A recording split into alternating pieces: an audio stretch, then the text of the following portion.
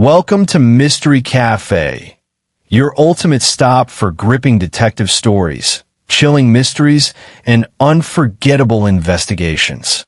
Here, every video serves a fresh dose of suspense, shocking twists, and cases that challenge your inner detective. From classic whodunits to modern crime stories, we bring the world of mystery straight to your screen, where every clue matters and no secret stays buried for long. Before we start unraveling today's mystery, we'd love to know, where are you watching from? Globe showing Europe, Africa. Drop your country, city, or stay in the comments, and let's see how far the Mystery Cafe family reaches. Magnifying glass tilted right. The Emerald Alibi. Chapter 1, The Woman with the Letter. If you want to know when a day goes crooked at the Brownstone, check the schedule and circle the minute something interrupts it. Wolfe's schedule is a railroad timetable with fewer laughs. At 9, I filed the mail and tried not to commit a felony on the electric bill. At 10, I called a man who owed us a favor and got a tale about influenza that coughed in 3 different accents. At 11, Theodore phoned down from the plant rooms to complain that the new potting medium was coarse as gravel. At 11:10, the doorbell rang, and the day went off the tracks. I opened up. She was 30-ish, well-built without bragging about it, and wound tighter than a watch you wear to a funeral. Her hat was a decent navy felt. Her eyes did the quick scan people do when they're deciding how much of themselves to leave with a stranger and how much to carry out again. I did my own scan. No ring. A good bag. Shoes that cost more than I say out loud. Miss? I said. Mrs., she said. But you don't need to write it down in ink. My name is Clara Vance. I need to see Mr. Wolfe.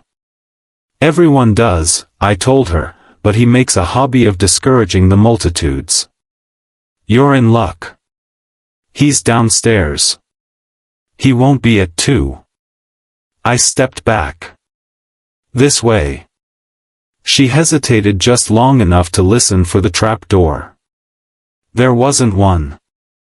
I led her through the hall where the air had the permanent hint of orchids and Fritz's good butter. We crossed to the office.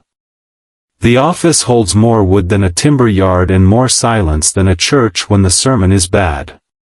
Wolfe was in his throne behind the desk, a yellow silk robe draped on him like the flag of a country that minds its dignity. He had a book open and a look that said the author wasn't clever enough to merit lunch. Client, I announced. Portable. Nervous. Proper nouns included. Wolfe eyed her over the rim of the book. His eyebrows made a brief visit to the higher latitudes and came back. Mrs. Vance.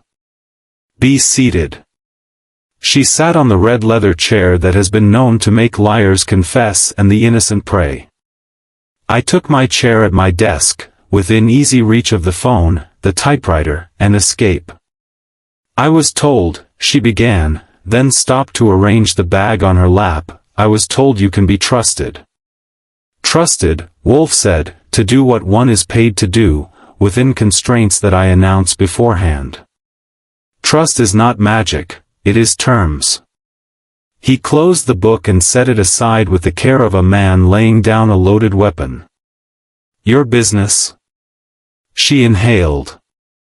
I've been getting letters. Anonymous. They allude to a family matter, an heirloom, a necklace, that was lost in June. They say I can recover it if I follow instructions.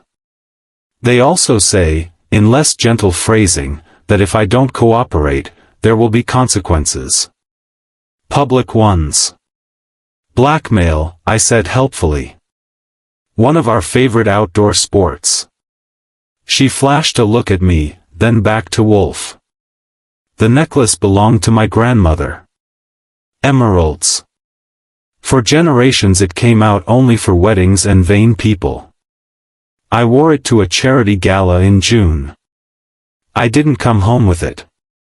You reported the loss? Wolfe asked. Yes. I told the insurance company. I told the police. Nothing. The first letter came 3 days ago. The second yesterday. The third this morning. The handwriting is disguised. The postmarks are Midtown. The price for its return changes in each letter. And the last one, her voice thinned. The last one mentions my brother by name. Ah. Wolfe's lips showed a movement that didn't qualify as a smile. The pressure point. She nodded. Julian. He's impulsive. He gambles. I handle things. If this becomes a story, the people who give to our foundation will stop giving. They'll assume the worst and then improve on it. Who knew you had the necklace that night? I asked. Besides the guy who opened the safe and the pianist with sticky fingers. She didn't blink. A photographer, half a dozen donors, too many women with opinions, and my fiancé. Howard Kellogg? I asked, because I keep a neat file in my head. The name had floated through a donor list last spring, attached to a tuxedo and a laugh that thought money was wit. Yes, she said. Howard. He thinks this is nothing. He thinks losers write letters. He thinks everything is easy. Wolfe sighed. To him, men who thought things were easy were not a class, they were a plague. May I see the letters? She produced 3 envelopes from the bag with the precise care you use for glass or snakes. I took them to Wolfe. He slit, unfolded, and read. His face did a series of small adjustments, like a seismograph recording a tremor that insists it isn't a tremor. The first, he said, offers the return of the necklace for $10,000, in cash, in a brown envelope at the information booth in Grand Central, Thursday at 9. The second says $15,000, Bryant Park, by the statue, Friday at 6. The third says the price is your discretion and the location is still under advisement, and kindly inform your brother he wears his debts like cologne. He looked at her. You have not paid. No, she swallowed. I brought them to you. Good, Wolfe said. We are not an armored car, Mrs. Vance. We do not ferry tribute to bandits. Do you think they have the necklace? She asked. Or is this about something else? Wolfe shut his eyes. To a stranger it looks like he naps in snatches. To me it's more like he turns down the lights in his head theater and changes the reel. I think, he said, the author is uncertain whether he wants money, humiliation, or sport. The variations in sum and venue suggest an experiment, not a plan. Mr. Goodwin. Present, I said. You will go see Mrs. Vance's brother, Julian. You will also see Mr. Kellogg. You will keep your ears open and your tongue moored. If you find anyone who knows too much about emeralds, bring me his odor.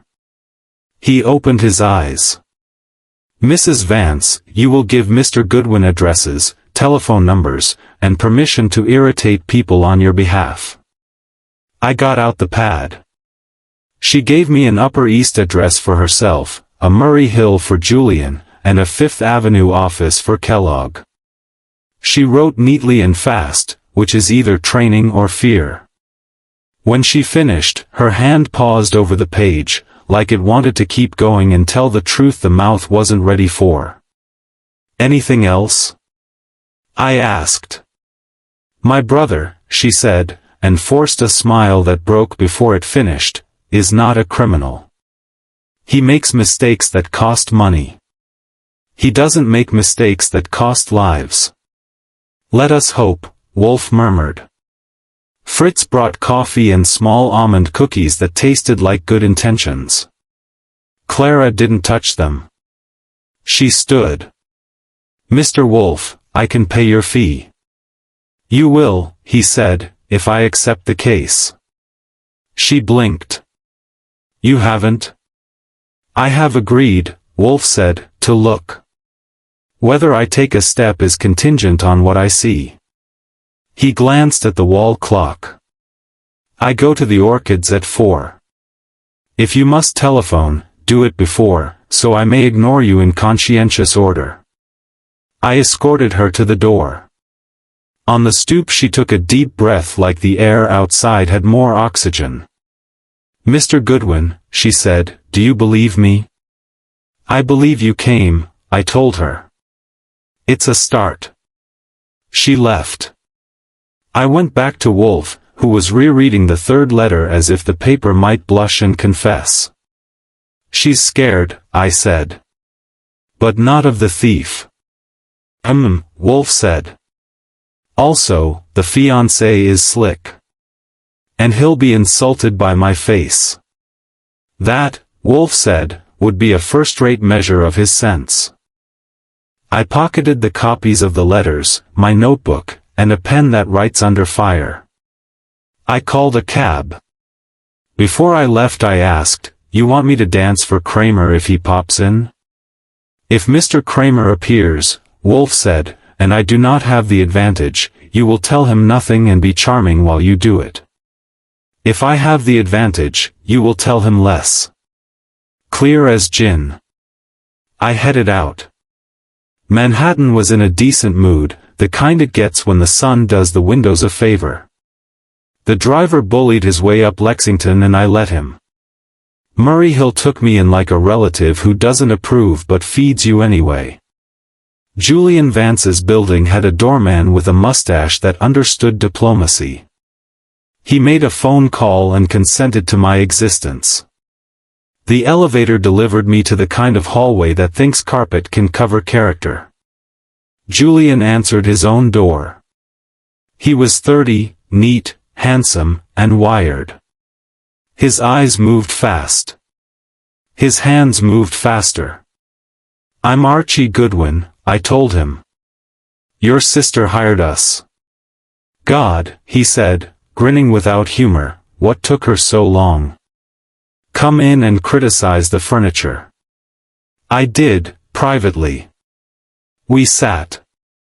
He offered me a drink I didn't need and poured one he did. I asked about emeralds.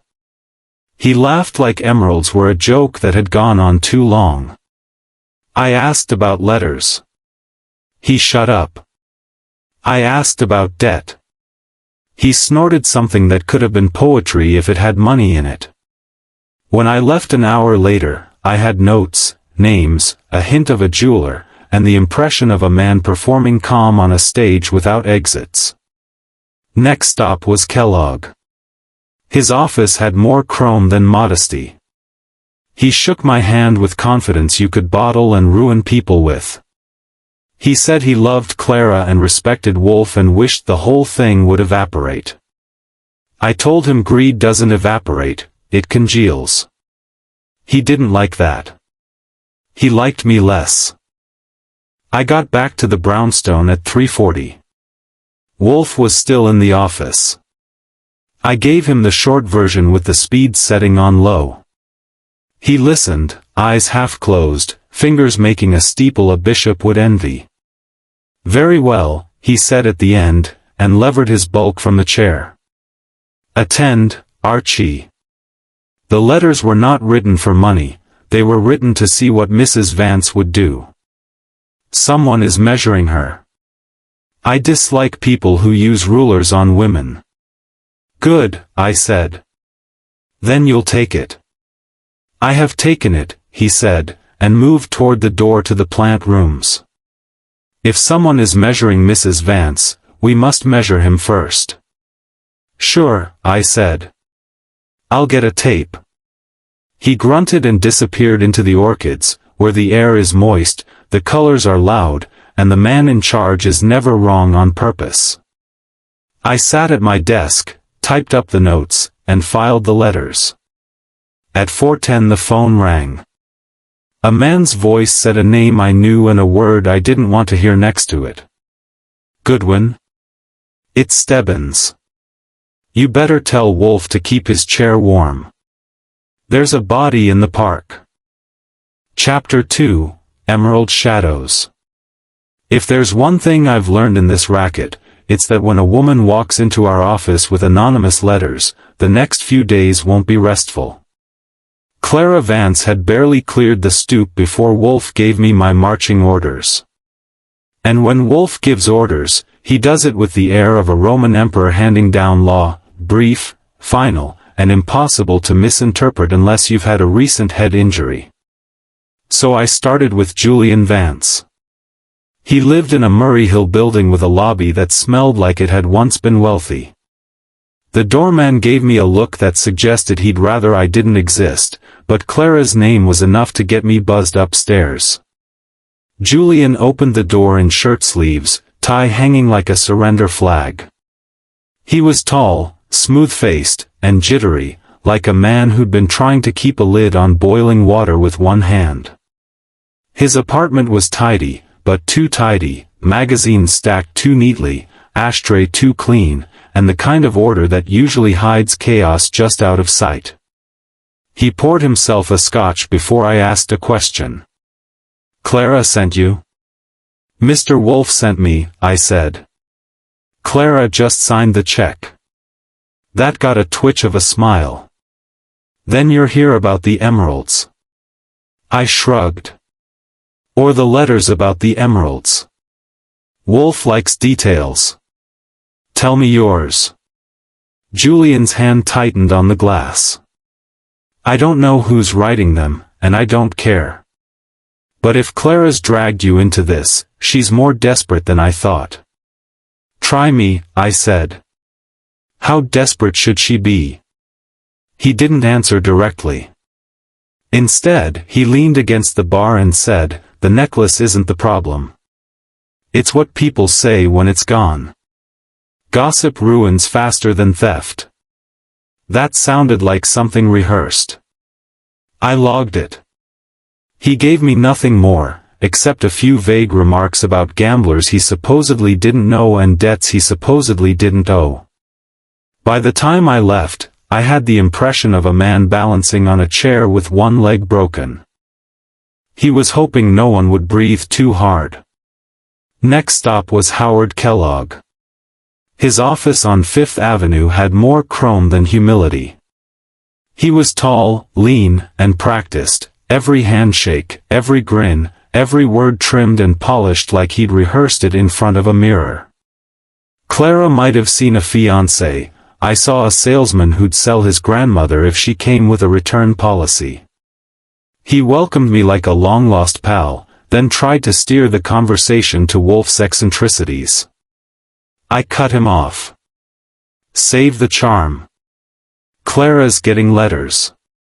Anonymous. Nasty. You know anything about that? His smile didn't budge, but his eyes thinned. I know Clara is anxious, and when Clara is anxious, she hires men like you. These letters are noise. I've told her not to worry. Sure, I said. Just ignore the guy who mentions her brother's debts by name. That cracked him for a second. He set down his pen a little too carefully. Julian is irresponsible. Always has been. If someone is stirring that pot, it's to rattle Clara, not me. Funny thing about pots, I told him. They usually spill on whoever's holding them. He didn't like that. I left before he could polish his smile back into place. By the time I got back to the Brownstone, I had more impressions than facts, which Wolfe hates. I gave him the report anyway. Wolfe sat listening with his eyes closed, fingers steepled, as if he was auditioning for a cathedral. So, I finished. Julian drinks like a fish with a grudge, owes money to people who don't send reminders by mail, and acts like the emeralds are a cover story. Kellogg, on the other hand, thinks it's all beneath him. Which makes him the kind of guy who could write the letters just to prove he's smarter than everyone else. Wolfe grunted. For him, that was practically applause. The necklace, he said, is bait. Whoever holds the line is testing Mrs. Vance, her brother, and her betrothed. The letters are probes. Which means the writer is close enough to measure their responses. Close how? Family close, or cocktail party close? Both are perilous, Wolfe said. He opened his eyes and reached for the beer Fritz had placed precisely at his elbow. You will continue. Inquire with the jeweler who insured the piece. Inquire also with anyone Julian Vance owes money. Men in debt leave trails, men who collect debts are talkative in the proper atmosphere. And if Cramer gets wind I'm poking around? Mr. Cramer is always winded. Evade him. I went to my desk and typed up notes before they evaporated. Wolfe doesn't appreciate improvisation unless it's his own. The smell of orchids drifted faintly from the hall. Wolfe was already shifting toward his 4 o'clock appointment with flowers that didn't argue or lie. Me, I had a date with a jeweler, a couple of creditors, and probably a headache. That's the thing about working for Nero Wolfe, he does the thinking, I do the running. And sooner or later, one of us gets tired. It's never him. Chapter 3, A Corpse in the Park. Central Park after midnight is not where you go to admire the landscaping. It's where you go to get lost, mugged, or dead, and last night it delivered 1 out of 3. I was in bed when the phone yanked me out. Stebbins' gravel voice came through like he was chewing a bad cigar. Goodwin? You better wake your boss. We got one. Name's Julian Vance. Shot twice in the chest, left on a bench like a broken doll. Cramer says your outfit's already in this mess. He's steaming. You tell Wolfe if he wants to keep his license to sit in that chair, he better not stick his fat nose where it don't belong. He hung up before I could tell him what to do with Cramer's steam. By the time I gave Wolfe the news, he was still upright in his chair, robe on, eyes heavy. He looked at me like the death was a footnote. Julian Vance is dead? Twice, I said. Both bullets landed. That's one way to end the necklace problem. Pfui. It complicates it. Fetch the morning papers. Cramer will be insufferable by dawn. He wasn't wrong. By 8 o'clock, the Gazette had a headline about philanthropist's brother slain in park. Clara Vance's name was buried in the second paragraph, but it was there. The Emeralds didn't get a mention. Whoever wrote the letters might be patting himself on the back. At 9, I took a cab uptown. The crime scene was taped off, but a friendly uniform let me peek. The bench was splashed and ugly. Julian's coat was draped across the back like someone had arranged it after he dropped. The whole thing stank of haste, not robbery. His wallet was still in his pocket. Back at his apartment, the doorman's mustache drooped lower than usual. He came in late, the man said. 9, maybe 10. Then out again. Alone. Didn't say a word. He looked bothered. That could mean he was alive.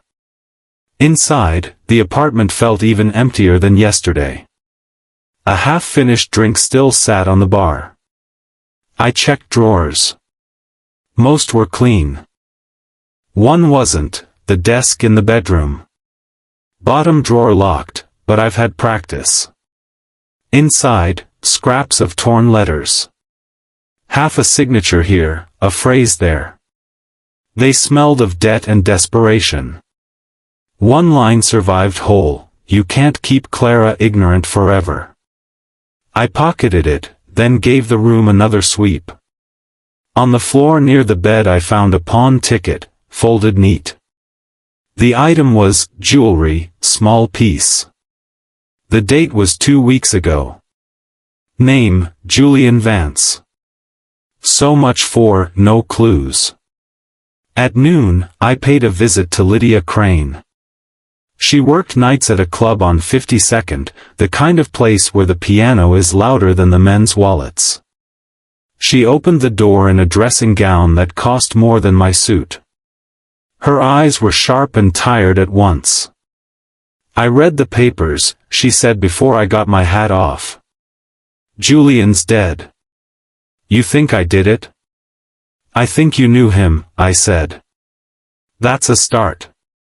Her laugh was bitter as coffee left on a burner. Julian wanted me back. I told him no. He didn't take it well. He followed me twice. Threatened to tell Kellogg lies about me and Clara. But I didn't shoot him, if that's what you came for. At midnight, I was on stage. You can check. I will, I said. And if you lied? Then I'd be smarter than I look, she shot back, and closed the door. By 2 I was back at the Brownstone. Wolfe listened while I laid it all out, the body in the park, the torn letters, the pawn ticket, and Lydia's half-answers. He leaned back in his chair, eyes closed, lips pursed. Fritz brought him beer. When I was done, Wolfe said, so Julian Vance was silenced. The pawn ticket suggests he had the necklace, at least briefly. That he was killed now implies he threatened to use it. The letters were not idle.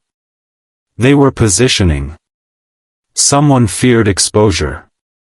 Exposure of what? I asked. That, Wolfe said, is the question. Money, reputation, marriage, any will do. You will visit the pawnbroker. And Clara Vance must come here again. Before Cramer drags her. Right on cue, the doorbell rang. Clara herself, pale as chalk, stepped in with eyes red from crying. She looked at Wolfe like a patient looks at a doctor who doesn't bother with bedside manner. They say I was seen in the park, she whispered. But I wasn't there. I swear it. Archie, you have to believe me. I wanted to. Wolfe didn't. He rumbled, Mrs. Vance, belief is irrelevant. You were not in the park, yet someone saw you there. That makes you inconvenient. We will need to know who finds you inconvenient, and why. She shuddered. I handed her a glass of water. She drank like it was her last. By 4, Cramer came pounding at the door. He barged in red-faced, cigar clenched. Wolfe, if you're holding anything back, I'll bury you under warrants. Clara Vance is knee-deep in this, and if you shield her, I'll drag her down with Julian. Pfui, Wolfe said, not bothering to rise. You have bullets, witnesses of doubtful eyesight, and a corpse. You have nothing else. Until you do, leave me in peace. Cramer exploded, then stormed out. I shut the door on his smoke. Wolfe sighed, drained his beer, and reached for another. Archie, the necklace is no longer the prize. It is the mask. Unmask the purpose, and we shall have the murderer. Which sounded neat. But right then, with Clara shaking on the red leather chair and Julian cooling in the morgue, I didn't see a mask, I saw a noose. Chapter 4, The Woman Who Hesitated. By the time I finished lunch at Rusterman's, steak sandwich, fries, and a piece of pie I didn't need, I figured Lydia Crane would be at her best. Women who sing till 2 in the morning don't usually sparkle before noon, but around 3 o'clock they're human. I made my way back to her building, rehearsing Wolfe's favorite instruction, observe, Archie. Talk if you must, but observe. She answered the door herself this time, dressed for daylight in a tailored navy suit. The makeup was lighter, but the eyes hadn't changed, sharp, quick, and maybe dangerous. "You again," she said. "If you're here for autographs, I charge." "I'll settle for information," I said, stepping inside without waiting to be invited. "Julian's dead, which you know. And your name's on his calendar. That makes you interesting." She flicked ash into a tray shaped like a seashell. "He was persistent, I'll give him that. Called me, wrote me, turned up at the club. He said he wanted me back, and I said I'd rather gargle glass." "That's a no, then," I said.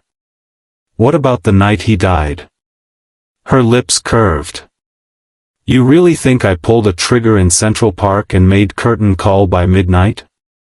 "Funny things happen in this town," I told her. "Cabs run fast. Bullets faster." She hesitated, just a breath, but enough. "I was at the club. Ask the pianist.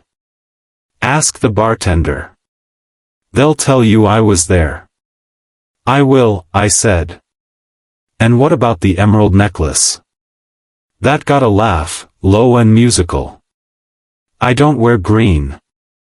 Doesn't suit me." But her hand shook just a little as she lit the next cigarette.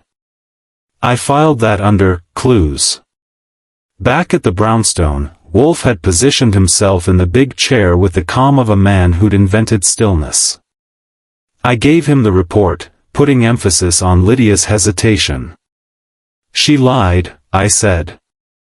"Maybe not about shooting Julian, but about something." She twitched when I mentioned the necklace. Wolfe grunted, which from him is equal to a round of applause. Of course she lied. Everyone lies, especially when they believe the lie is smaller than the truth. "What else?" "She gave herself an alibi. Says the club will back her." "Then the alibi is worthless," Wolfe said. "If she were guilty, she would have arranged it in advance. If she were innocent, she would not mention it at all." Before I could answer, the front door banged. Inspector Cramer stormed in without ceremony, his cigar stabbing the air like an accusation. Sergeant Stebbins trailed behind, looking apologetic and wide. "Wolfe," Cramer growled, "if you've been sitting here stroking orchids while your legman hides evidence, I'll have your license on the mayor's desk by morning." Wolfe didn't bother to rise. He just opened his eyes a fraction. "Inspector, if your bluster had weight, we would all be crushed." "What do you want?" "What do I want?" Cramer bellowed. "I want the pawn ticket Goodwin lifted from Vance's apartment." "I know you have it. Don't look so innocent, Goodwin. Your kind of innocent could be bottled and sold to crooks." I spread my hands. "I don't know what you're talking about, Inspector. Julian's place was a model of tidiness. If there was a pawn ticket, maybe the maid kept it as a souvenir." Cramer turned red enough to light a cigarette without matches. Wolfe lifted a hand like a judge calling order. "Inspector," he said, smooth as butter, "you have a corpse, 2 bullets, and a city full of suspects. What you do not have is patience. When you acquire it, you may solve cases." "You smug," Cramer started, then clamped his teeth. He jabbed the cigar in my direction. "You watch yourself, Goodwin. If I catch you holding out, I'll put you in a cell just to improve the view." They left in a cloud of tobacco and frustration. I shut the door, turned, and raised my eyebrows. "You like poking him," I said. "Cramer's temper," Wolfe replied, "is a valuable resource. It drives him forward, and in his clumsy advance he may flush something useful." I sat at my desk, typed up the notes, and asked, "So what's our next move?" Wolfe leaned back, closed his eyes, and said, "The necklace. Find who last touched it, not who last owned it. Ownership is irrelevant. Touch is intimacy." That intimacy killed Julian Vance. It wasn't much to go on, but Wolfe's crumbs usually lead somewhere. So I called the jeweler who'd handled the insurance claim, then a bookie who might have held Julian's debts, and finally the club pianist who could swear to Lydia's whereabouts. By evening, I had 3 more threads, and none of them tied into a bow yet. But Wolfe wasn't worried. He was already in the plant rooms, feeding his orchids and ignoring the city's mess. That left me with my typewriter, a stack of notes, and the sneaking suspicion the next body might show up before Wolfe finished his beer. Chapter 5, A Trail of Green. If you want to learn about a man, watch where he goes when he thinks nobody's looking. That was my assignment the next morning. Tail Howard Kellogg, the fiancé with the grin polished like chrome. Wolfe had declared, "He is too sure of himself, Archie. Men who are too sure are usually wrong. Watch him."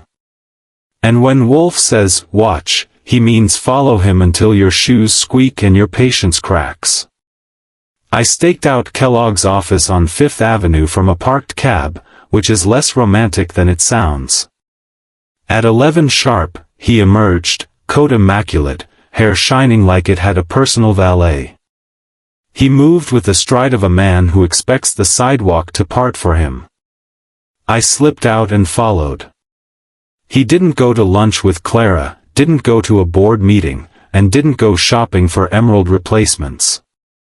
He cut across town to a narrow office building near Times Square, the kind of place where neon light fights daylight and wins. Inside, the brass directory listed tenants you wouldn't introduce to your mother. One name jumped out, Morton Black, attorney at law. I went in after him, taking the stairs 2 at a time and hoping Kellogg liked long conversations. Outside Black's office, I leaned against the wall and listened. The door wasn't thick. "You said you had it handled," Kellogg's voice snapped. "Now there's a dead man and Clara's in the papers." Black's voice was lower, oilier. "Calm down, Howard. Panic shows. The necklace was a lever, not a prize. Vance pushed too hard. Somebody pushed back harder. That's all." Kellogg cursed. Papers shuffled. Chairs scraped. I memorized the sound. Then they went quiet. I eased down the hall, counted to 30, and came back just in time to see Kellogg leave, jaw tight, fists tighter. He stormed to a cab. I tailed him back to 5th Avenue, where he slipped inside his office like nothing happened. I headed back to Morton Black's. The secretary was a blonde who'd seen better weeks. She gave me the bored look of someone guarding a lion who rarely leaves his cage. "Mr. Black in?" I asked. "He's busy," she said flatly. "Sure," I told her. "Tell him Archie Goodwin dropped by. He can look me up in the phone book if he forgets the number." Back at the Brownstone, Wolfe was where you'd expect, chair, beer, lips pursed like he'd been born in disdain. I gave him the details, word for word, and tossed in a few of my own adjectives. "Kellogg's scared," I finished. "Black is greasing him along. And if the necklace was a lever, maybe Julian figured out where to wedge it." Wolfe's eyes closed, which means he was switching reels in that theater of his. Morton Black. A scavenger who feeds on weakness. He thrives where money, secrecy, and fear intersect.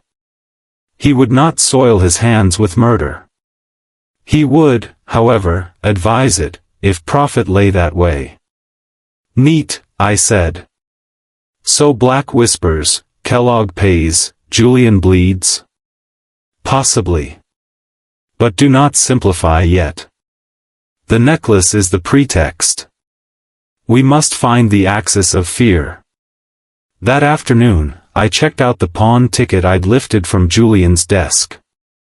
The shop was on 3rd Avenue, run by a man who could hide a conscience in a matchbox. He remembered Julian, remembered the emerald piece, a clasp, he said, set with 2 stones. Didn't keep it long. Fetched quick. Cash on the nail. Who picked it up? I asked. He squinted. Woman. Gloves. Veil. Couldn't see her face. Paid in 10s. Not rich, but careful. Which narrowed it down to half of Manhattan. Still, it meant the emeralds had been real and had changed hands. When I got back, Clara Vance was in the office with Wolfe, pale as porcelain, wringing her gloves into new shapes.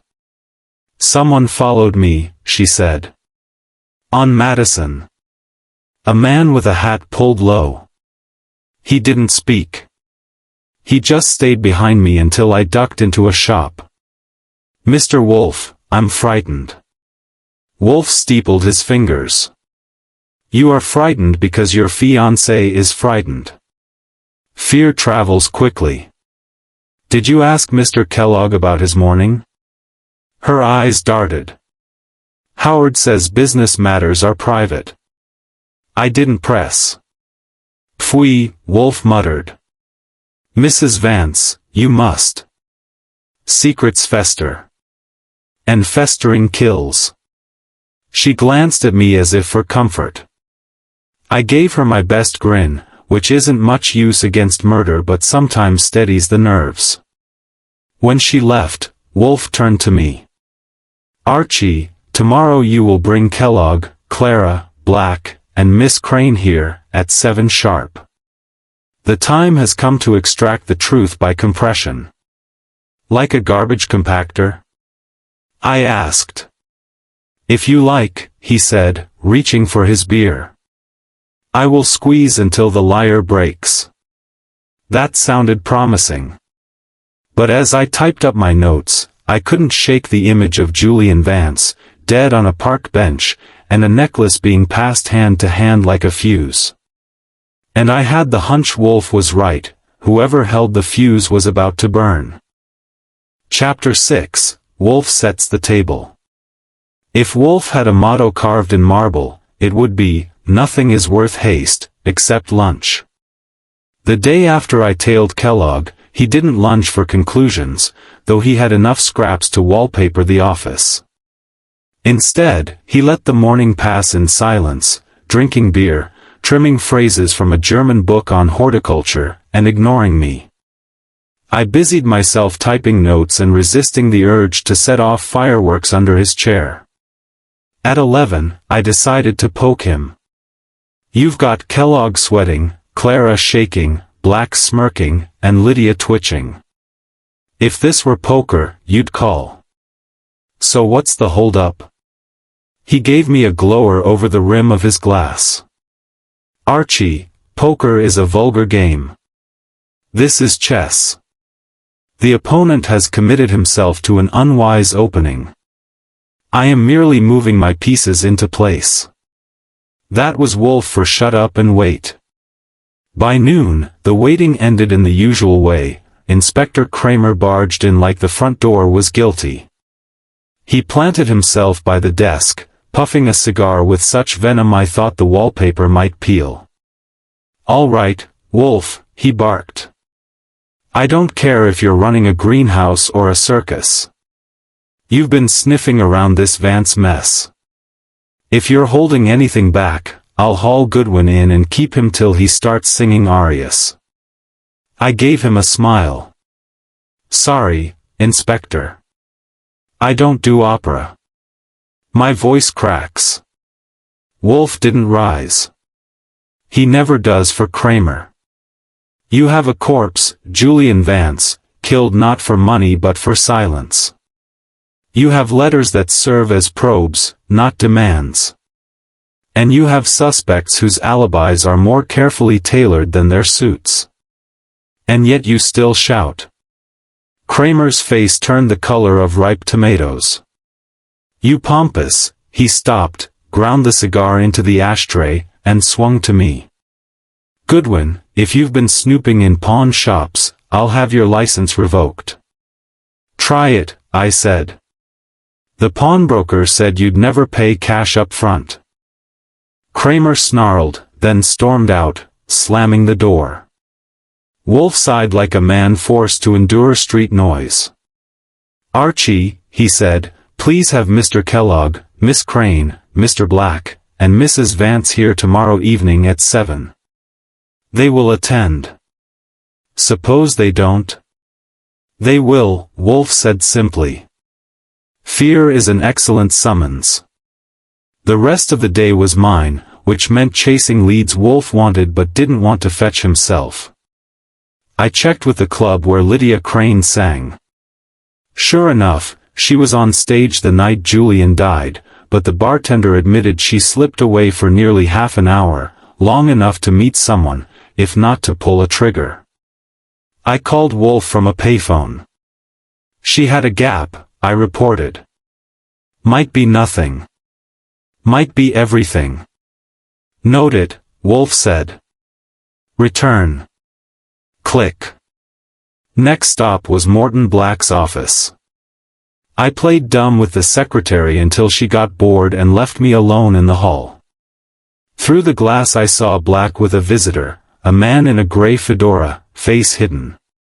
They leaned close, papers spread between them. When the visitor left, he moved fast, keeping his head down. I didn't get a good look, but I'd bet a week's salary it was Kellogg. By 6, I was back at the Brownstone. Fritz laid out dinner, veal roast, potatoes, and asparagus with hollandaise. Wolfe devoted himself to the meal with more enthusiasm than he'd shown for the case. Over coffee, I pushed. So what's the angle? Julian had the necklace, pawned part of it, got himself killed. Kellogg's sweating, Clara's spooked, Lydia's twitchy, and Black's making money on the side. Where's the center of the mess? Wolfe dabbed his lips. The emeralds are not the treasure. They are camouflage. Julian threatened to reveal something damaging, likely involving Mr. Kellogg. Mr. Black's role was to negotiate silence. Miss Crane's role is as yet unclear, but her hesitation betrays knowledge. The fulcrum is Mrs. Vance. The letters tested her reactions. The murderer feared her more than her brother. That made me sit up. Clara? She's the one we're protecting. Indeed, Wolfe said. And that is why she is valuable to the murderer, as a shield. Tomorrow evening, Archie, we shall break the shield and expose the hand that holds the sword. I leaned back, lit a cigarette, and grinned.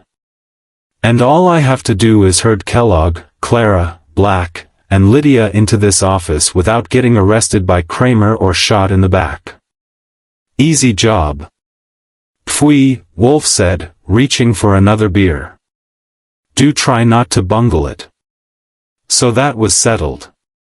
Wolfe had set the table, and I had to supply the guests. The way things were going, I wondered if dessert might include bullets. Chapter 7, The Gathering Storm. The hardest part of working for Wolfe isn't the running, or the watching, or even the dodging bullets. It's the herding. You try persuading 4 people who'd rather swallow nails than sit in the same room to come at the same hour, and you'll see why cowboys earn their pay. First on the list was Lydia Crane. I caught her after rehearsal at the club. She wore a red scarf and a look that said she'd heard enough bad propositions for one night. I'm not stepping foot in that house again, she said, shaking smoke from her cigarette. Look, I told her, Wolfe's got a chair that will make you swear you never left your own living room. No cross-examinations, no bright lights. Just answers. If you don't show, the cops will ask the same questions with handcuffs handy. She rolled her eyes, but she didn't say no. That was as good as a signed contract. Next was Morton Black. His secretary tried to screen me, but I sailed past her with the grin that gets me in trouble. Black was behind his desk, polishing a brief. 7 o'clock sharp tomorrow, I said. Wolfe's office. He wants your wit and charm. I don't take orders from Wolfe, Black sneered. Fine, I said, but Inspector Cramer does. He'd love a statement from you under oath, and he doesn't serve hors d'oeuvres. Which sounds better? His jaw tightened. I'll be there. Howard Kellogg was the slickest fish. I cornered him at his office, leaning on the receptionist's desk until he came out. He tried to brush me off with a handshake. Save it, I said. Wolfe expects you at 7. If you're not here, he'll assume guilt and proceed accordingly. You like being assumed guilty? His smile cracked. I'll come. But I'll have plenty to say. Good, I told him. Bring words. Leave bullets. Last was Clara Vance. She didn't argue. She just nodded, pale and worn, as if the effort of surviving the last week had been enough to flatten her. I'll be there, she whispered.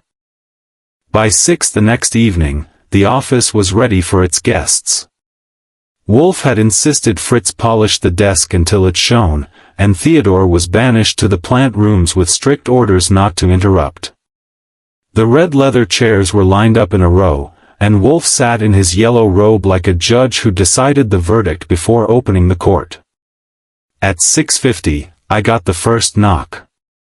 Lydia Crane swept in, all perfume and sarcasm, tossing her scarf on the chair arm. If this is a party, it needs drinks. Sit tight, I told her. At 6:55, Morton Black arrived, carrying his smugness like a briefcase. He took the farthest seat and crossed his legs with exaggerated patience. Kellogg showed at 6:58, jaw tight, eyes darting. He took the chair next to Black and didn't bother hiding his distaste. Clara came last, exactly at 7, shoulders stiff, voice small. She sat closest to Wolfe, as if he could shield her with sheer bulk. At 7:01, Cramer barged in, uninvited but not unexpected, cigar blazing like a torch. Stebbins trailed him, already sweating. What's this, Wolfe? Cramer barked. A convention of crooks? You think you can play judge and jury in your own living room? I think, Wolfe said, not rising, that truth prefers comfort. Sit down, Inspector, and for once try listening before shouting. Cramer growled but stayed, wedging himself into the last empty chair. Stebbins hovered by the wall. The room buzzed with tension. Lydia lit another cigarette, exhaling in Black's direction like it was a weapon. Kellogg tapped his foot, fast enough to rattle the carpet. Clara's hands twisted in her lap. Black smiled as if he were billing by the hour. Wolfe steepled his fingers. We are gathered, he said, voice calm as granite. Julian Vance is dead. He died not because of emeralds, but because of fear, fear of exposure. Each of you has a reason to be here. And one of you has a reason to kill. That got the reaction you'd expect. Kellogg jumped, Lydia scoffed, Clara gasped, Black smirked, and Cramer cursed. Archie, Wolfe said, turning to me without raising his voice, close the door. No one leaves until I have said what must be said. I did, snapping the lock, and leaned against it with my hands in my pockets. It wasn't the first time we'd had suspects sweating under Wolfe's stare.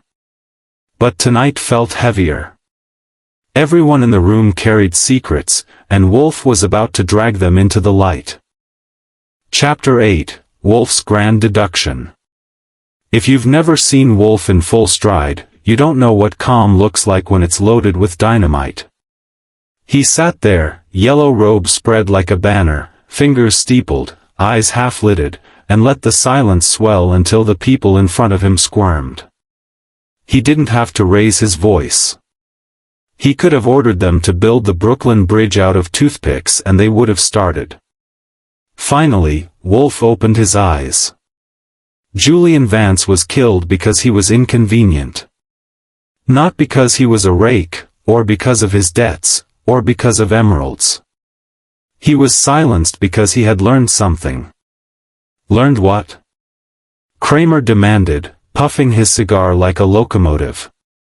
Patience, Wolfe said, and you shall see. The emerald necklace was not the treasure. It was the bait. Someone used it to probe Mrs. Vance's reactions, to gauge her tolerance for scandal. Those letters were experiments, clumsy ones, but effective. The writer knew the family. Knew how to prick precisely where it hurt. Lydia Crane leaned forward, eyes flashing. Are you saying Julian wrote those letters? No, Wolfe replied. Julian was not clever enough. He did, however, stumble upon their origin. He learned who had contrived them, and he thought to use that knowledge. He hinted to Clara, to others, that he could restore the necklace. What he truly meant was that he could expose the forger of the letters, and blackmail him. Kellogg shot upright, face red. That's a lie. Sit down, Wolfe thundered, with enough weight to flatten him. You, Mr. Kellogg, are precisely that forger. You penned the letters, shifting terms and venues not to recover jewels but to test your fiancé's fear. You feared that Julian, with his loose tongue, would ruin you. He had already pawned part of the necklace, proof that he held leverage. When he pressed too far, you met him in the park and shot him. Twice, because once was not enough to silence your panic. Kellogg's jaw clenched. You can't prove. I can, Wolfe cut in. The pawn ticket shows Julian held a piece of the necklace. The pawnbroker describes a woman retrieving it, your accomplice, wearing gloves and veil. A woman in your employ, paid to be discreet. Your meeting with Morton Black the morning after was not legal advice, it was reassurance that the trail could be managed. And your fiancé's terror these last days, her glances, her hesitation, show she has suspected but not admitted the truth. You used her as cover. You thought her loyalty would shield you. Clara gasped. Howard? Her voice cracked. Black's smug grin faded. Don't drag me into your mess, Kellogg. I keep clients' secrets.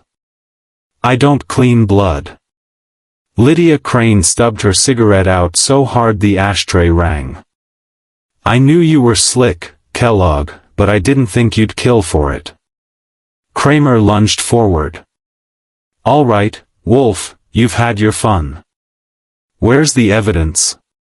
The evidence, Wolfe said coolly, is fear. Mr. Kellogg is sweating even now, though the room is cool. His shoe taps betray nerves, not rhythm. He wrote the letters to measure reactions, and Julian guessed it. He silenced Julian before Julian could tell Clara. Inspector, you will find the typewriter in Mr. Kellogg's office, with letters that match the anonymous threats. You will find Julian's blood on the cuff of a coat hastily cleaned. And you will find that the only man truly cornered by the emeralds was Howard Kellogg. The room froze. Kellogg tried to speak, but the words stuck. Finally, he slumped back, hands trembling. He was going to ruin me, he muttered. Everything I've built, my deals, my name, gone. I just wanted him quiet. Quiet? Wolfe's eyes narrowed. 2 bullets in the chest are not quiet, sir. They are final. And so is your pretense. Cramer snapped his fingers. Stebbins stepped forward, cuffs ready. Kellogg didn't fight. He just let them close on his wrists like manacles of inevitability. Clara broke down, head in her hands. Lydia lit another cigarette, smoke curling like a sneer. Black stayed frozen, calculating which clients to drop. Wolfe leaned back. Inspector, take your prize and go. I wish to dine without interruption. Cramer grunted, half in triumph, half in irritation, and herded his men and Kellogg out. The door closed, leaving the air thick with smoke and relief. Clara rose unsteadily. Mr. Wolfe, I didn't see. You did not wish to, Wolfe said, not unkindly. Your loyalty blinded you. Go home, Mrs. Vance. Rest. You have suffered enough. She left, pale but breathing easier. Lydia followed, tossing a glance my way that suggested she'd be singing a darker tune tonight. Black muttered something about retainers and vanished. When the room was finally empty, Wolfe exhaled. Archie, beer. I got him one, cold and foaming. He sipped, eyes closing. So ends Mr. Kellogg's enterprise. Greed and pride, old companions. Yeah, I said, dropping into my chair. And if Julian hadn't gotten greedy himself, he might still be heckling bartenders. Funny world. Not funny, Wolfe said. Merely consistent. He went silent, lost in the beer. I pulled out my notebook and typed up the report, adding my own commentary for posterity. That's the difference between Wolfe and me. He builds monuments of logic. I write them down with a little sarcasm to keep them human. And that, in case anyone asks, was how the emerald stopped being jewels and became shackles for one Howard Kellogg.